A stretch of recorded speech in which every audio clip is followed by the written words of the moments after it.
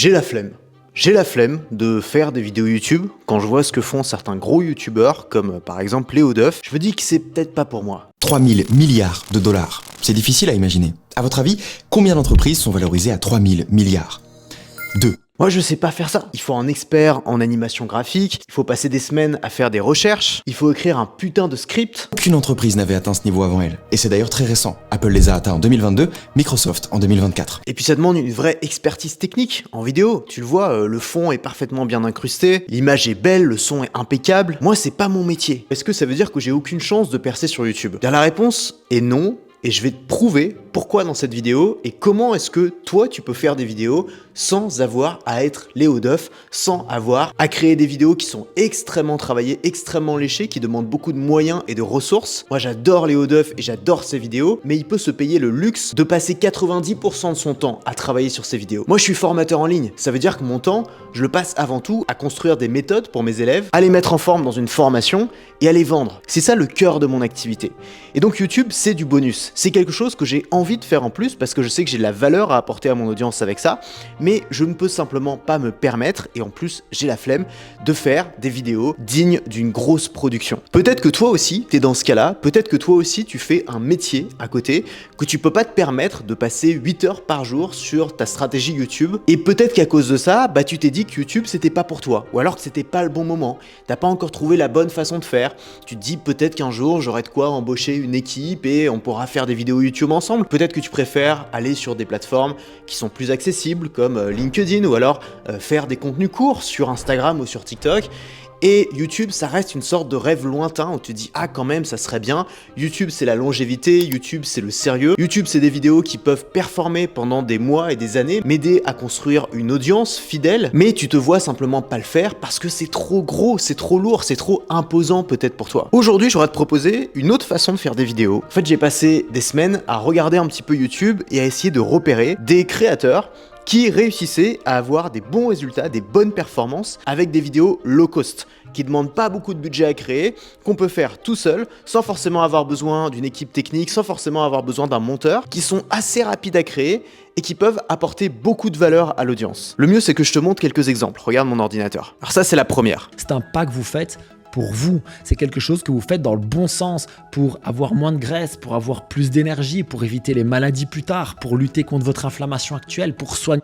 Donc ça, c'est un créateur de contenu qui a 302 000 abonnés sur YouTube, qui fait pas mal de vues sur ses vidéos. Tu vois, sur celle-là qui a été postée il y a 4 mois, elle a quand même fait 23 000 vues. C'est des vues qui sont très qualifiées, puisque lui, derrière, vend des programmes de nutrition. Et donc, on peut imaginer que les gens qui vont voir ce type de vidéos sont des gens qui vont être intéressés par ces programmes. Donc, 23 000 vues de potentiels clients, c'est beaucoup. Et qu'est-ce qu'on voit quand on regarde un petit peu la vidéo? C'est qu'il y a quasiment aucune incrustation. D'ailleurs, il n'y a aucune incrustation. Il n'y a aucun texte qui apparaît à l'image. Le montage est très simple, de temps en temps il y a un petit zoom, puis un petit dézoom, c'est vraiment pas très compliqué, ça prend vraiment pas beaucoup de temps. Et même sur la construction de la vidéo, j'ai l'impression que c'est pas scripté, c'est simplement le créateur qui improvise. Donc là ce qu'on voit c'est littéralement un podcast qui a été publié sur YouTube, donc on est sur du très low cost. On va regarder un autre exemple.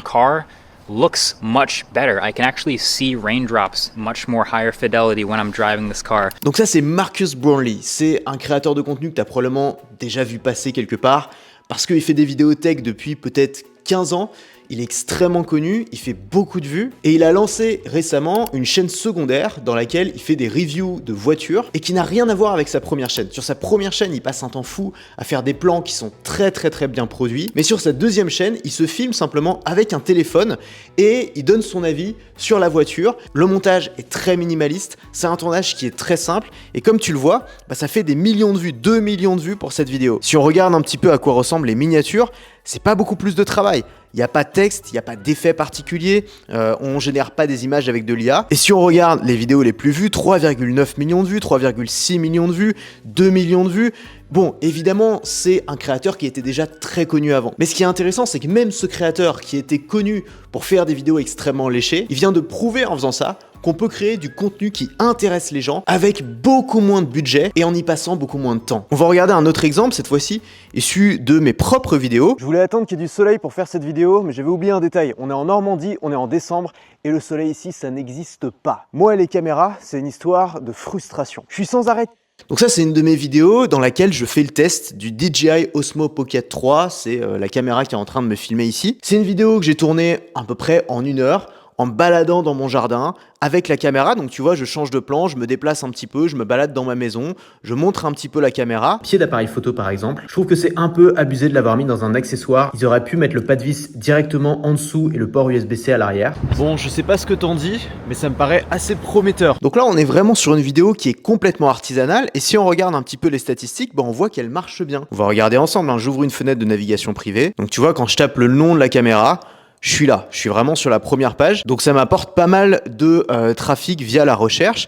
Et si on regarde un petit peu la couverture, d'où viennent les vues, on s'aperçoit que c'est principalement les fonctionnalités de navigation, donc c'est YouTube qui la recommande, et c'est aussi en grosse partie la recherche YouTube qui me permet d'avoir un flux constant de nouvelles vues chaque jour. Un autre exemple. Pour créer une formation en 48 heures, tu pourrais demain soir avoir sur ton ordinateur une formation qui est prête à vendre et la vendre la semaine prochaine. Je sais que ça peut paraître un petit peu fou et même impossible pour beaucoup de gens. Donc là, c'est une vidéo que j'ai fait en une matinée. J'ai fait le plan sur mon ordinateur, puis ensuite je me suis installé à mon fauteuil et j'ai simplement présenté la méthode. Tu vois, si on avance un petit peu dans la vidéo, il y a quelques incrustations, mais c'est pas non plus ultra dynamique. Pareil, c'est une vidéo qui va vraiment m'attirer une audience ultra qualifiée, puisque c'est des gens qui vont avoir envie de créer une formation et donc qui pourraient être intéressés par le programme que je vends moi derrière. On a plus de 32 000 vues. Et si je retourne dans ma fenêtre de navigation privée et que je tape créer une formation, en premier on a une pub et juste après on a ma vidéo, donc qui est première sur le résultat de recherche, qui m'apporte du trafic ultra qualifié pour, je le répète, une petite matinée de travail. Alors ça, c'est mon chiffre d'affaires sur les dernières années. En 2016, on était à 40 000 € de chiffre d'affaires sur l'année. En 2022, on a dépassé le million. Bon, en 2023, je me suis un peu pété la gueule, mais ça, on va pas en parler. Et ce qui est intéressant, c'est de se poser la question, c'est quoi la différence entre 2016 et 2022 ? J'ai dû tout changer. J'ai dû embaucher 10 personnes, j'ai probablement dû monter un empire, ou alors j'ai percé sur les réseaux. En fait, rien de tout ça. Je fais le même style de vidéo qu'en 2016. Généralement, c'est moi face à une caméra qui explique quelque chose. Je suis toujours tout seul au contenu, même si maintenant j'ai une monteuse vidéo qui m'aide pour certaines vidéos. Je suis aussi toujours tout seul sur les formations. C'est moi qui crée mes formations, c'est moi qui crée mes pages de vente, c'est moi qui fais mes lancements. Je ne travaille pas plus qu'avant. Je ne travaille pas plus en 2024 que je travaillais en 2016. Le secret, c'est pas forcément de grossir, c'est pas forcément d'embaucher, c'est pas forcément d'investir. Le secret, c'est de viser l'efficience. L'efficience, c'est quoi ? C'est une équation. Les résultats moins les ressources. Quand on vise l'efficience, on vise pas forcément le maximum de résultats, ça c'est l'efficacité. On vise le maximum de résultats avec un minimum de ressources. Et les ressources, c'est quoi quand on est entrepreneur ? C'est notre temps de travail et c'est nos coûts. Et j'ajouterais même que c'est aussi nos emmerdements. Si j'arrive à obtenir de bons résultats en minimisant mon temps de travail, mes coûts, la taille de mon équipe donc et mes emmerdements, c'est-à-dire faire des choses que j'ai pas envie de faire, j'ai gagné. Je vais beaucoup plus m'intéresser à un créateur qui vend par exemple pour 10 000 € par mois de formation avec une petite audience et en travaillant tout seul de manière raisonnable qu'un gros créateur qui se vante de travailler 12 heures par jour, qui a une équipe de 20 personnes et qui fait 100 000 € par mois. Alors pourquoi est-ce qu'on essaye de chercher l'efficience ? D'abord parce que ça nous fait faire de grosses économies. Il n'y a pas besoin de faire de gros investissements dans une équipe, dans des salariés ou dans du matériel coûteux. Ensuite, c'est aussi beaucoup plus de plaisir. On travaille toujours de manière artisanale et je pense qu'on est nombreux à aimer créer du contenu, on est nombreux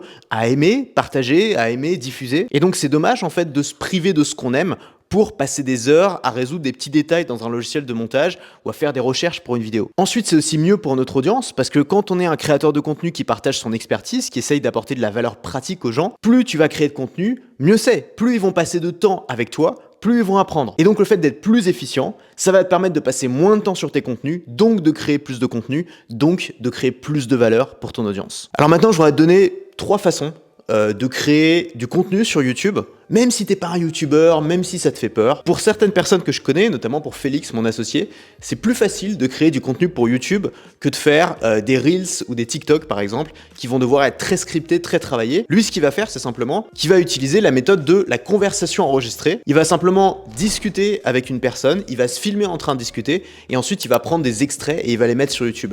C'est ce qu'on a fait récemment. On a fait une longue conversation ensemble, on a tout filmé et on l'a mis sur ma chaîne YouTube. Je te laisse regarder les résultats. Et aujourd'hui, on a décidé de faire un nouveau format. une conversation entre toi et moi, parce que je trouve qu'on a souvent des conversations intéressantes.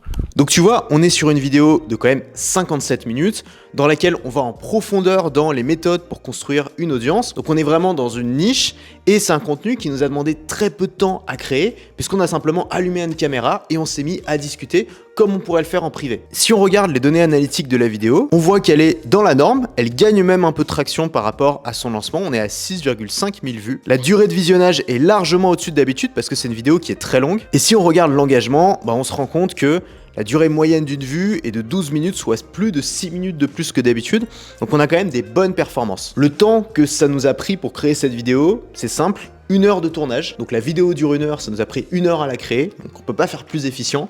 Et ensuite 1 heure de montage, c'est moi qui l'ai montée celle-là. J'ai simplement passé par un logiciel qui s'appelle Recut, qui permet de couper tous les blancs. Donc s'il y a eu quelques blancs au milieu, ça les a coupés. J'ai coupé les quelques moments de flottement qu'il y avait au milieu de l'interview. Ça m'a pris 1 heure, et donc en 1 heure de tournage plus 1 heure de montage, en 2 heures en tout, on a créé 57 minutes de valeur pour notre audience qui a été publiée sur YouTube et qui performe pas mal. Un autre exemple, c'est la démo en live. Donc là, l'idée, ça va être de filmer ton écran, de montrer ce que tu fais et de commenter. Voilà comment je l'ai fait par exemple dans cette vidéo YouTube. Pour moi, il y a 2 problèmes avec les tutoriels qui t'apprennent à faire des miniatures YouTube. Le premier problème, c'est que souvent, c'est des miniatures de 2012. C'est vieux, c'est encombré, les couleurs vont pas très bien ensemble et on va pas se mentir, c'est pas très beau. Le deuxième problème, c'est de vouloir faire des miniatures qui sont à la mode en ce moment. Donc là, c'est une vidéo tutoriel dans laquelle j'explique comment faire une miniature YouTube en 5 minutes.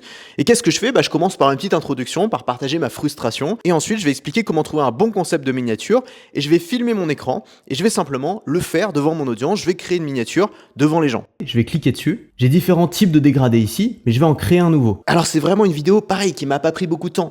Je me suis fait une petite mind map pour le plan et ensuite j'ai simplement ouvert mon logiciel d'édition d'images et j'ai créé la miniature un peu comme si je le faisais tout seul mais simplement en commentant. Et on va voir comment elle a performé cette vidéo. On voit qu'elle a fait 6800 vues. Alors on peut se dire c'est pas énorme par rapport aux vues que je fais d'habitude, mais si on regarde les données analytiques, ça commence à devenir intéressant. Ce qu'on voit en fait, c'est qu'au début, la vidéo a complètement sous-performé, et ça c'est normal avec les vidéos tutoriels parce que notre audience, les gens qui nous suivent, ils n'ont pas forcément besoin de ce tutoriel au moment où on le poste, et donc ils vont davantage cliquer sur une vidéo qui va attiser leur curiosité. Donc souvent les vidéos tutoriels, c'est des vidéos qui marchent pas très bien quand on les lance, mais c'est pas le but. Le but c'est qu'elles marchent sur le long terme, c'est qu'elles se référencent. Et donc ce qu'on voit, c'est que petit à petit, elle monte.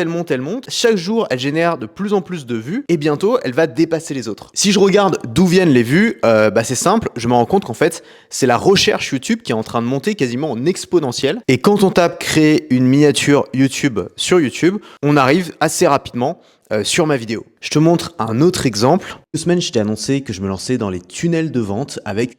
Donc ça, c'est vraiment une vidéo que j'ai faite en 1 heure, super rapidement, parce que j'avais envie de te parler de mon avancée sur mes mini tunnels de vente.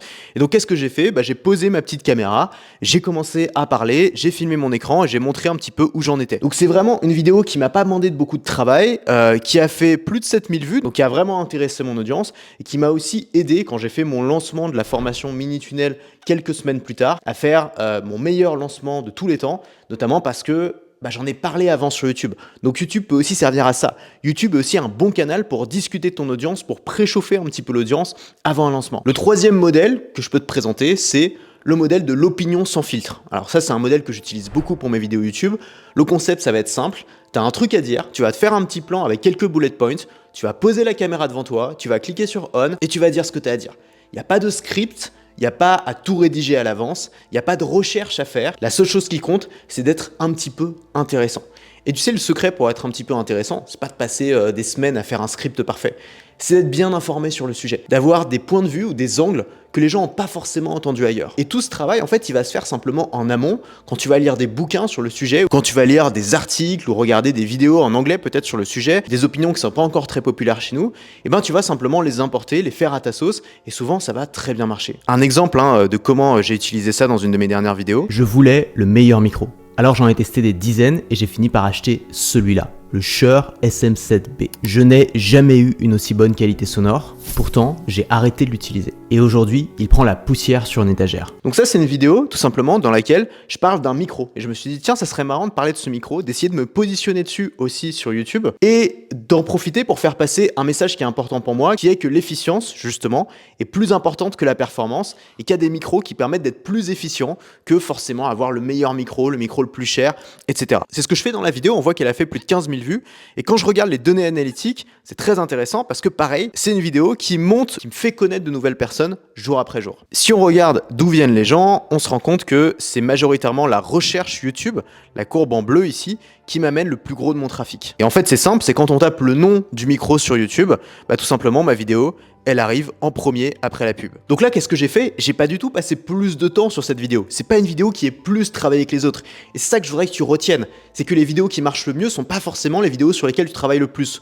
Souvent, c'est simplement les meilleurs concepts, les meilleures idées. Quand tu veux te renseigner sur un micro avant de l'acheter, il y a plus de chances de cliquer sur une vidéo qui s'appelle « Je regrette d'avoir acheté ce micro » parce que tu veux savoir pourquoi, ça t'intéresse, t'as peur de faire une erreur, plutôt que sur un énième test du micro qui est interchangeable avec tous les autres. Donc l'objectif, ça va être de capter la curiosité des gens. Et donc on va passer plus de temps à travailler sur comment est-ce que je peux créer un bon concept de vidéo, quelque chose qui va donner envie de cliquer et qui va donner envie de regarder, plutôt que se dire comment est-ce que je peux passer un maximum de temps sur cette vidéo pour être sûr de faire une bonne vidéo, alors que c'est pas forcément en passant plus de temps sur une vidéo qu'on fait une bonne vidéo. Pour moi, une bonne vidéo, c'est une vidéo avec des bonnes idées bien expliquées. Alors avant de se quitter, j'ai besoin de ton aide. Voilà, j'ai un petit service à te demander. Je suis en train de préparer un programme pour aider les gens justement à se lancer sur YouTube, même les gens à qui ça fait peur, surtout les gens à qui ça fait peur, se lancer sur YouTube sans expérience, avec très peu de matériel, avec très peu de budget, tout seul et en y passant le moins de temps possible.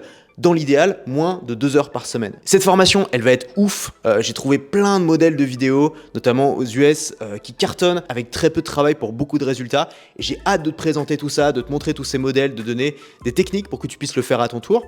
Mais j'ai un doute sur le nom de la formation. Tu sais, j'aime bien avoir un peu un nom qui claque pour mes formations, un nom en 2-3 mots qui permet de désigner la formation en 2 secondes. Par exemple, j'avais Mini Tunnel en début d'année qui a cartonné. J'ai Pub pour tous, la dernière formation que j'ai sortie. Et là, j'hésite sur le nom de la formation. Le nom auquel j'ai pensé, c'est Vidéo Moche. Alors, j'en ai parlé à certaines personnes. Le moins que l'on puisse dire, c'est que c'est clivant.